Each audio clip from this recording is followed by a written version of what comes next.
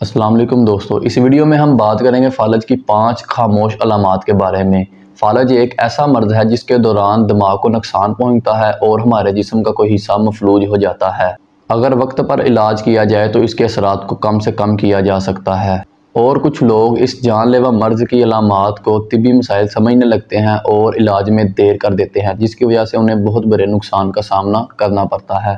فالج کے دورے کے بعد ہر گزرتے منٹ میں آپ کا دماغ 19 لاکھ خلیات سے محروم ہو رہا ہوتا ہے۔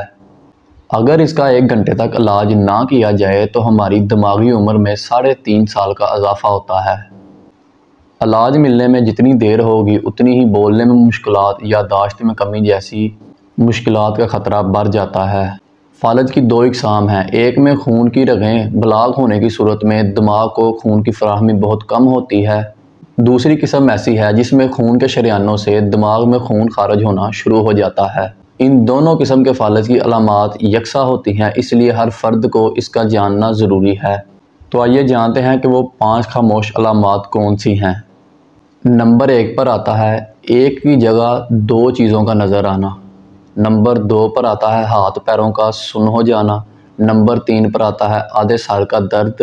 نمبر 4 پر آتا ہے بولنے میں مشکلات، اور نمبر 5 پر آتا ہے یادداشت کی کمزوری۔ تو یہ تھی فالج کی 5 خاموش علامات۔ اگر آپ ان میں سے کوئی علامت کو محسوس کرتے ہیں تو فوراً ڈاکٹر سے رجوع کریں۔ امید ہے کہ آپ کو یہ ویڈیو پسند آئی ہوگی، تو ملتے ہیں اگلی ویڈیو میں۔ اللہ حافظ۔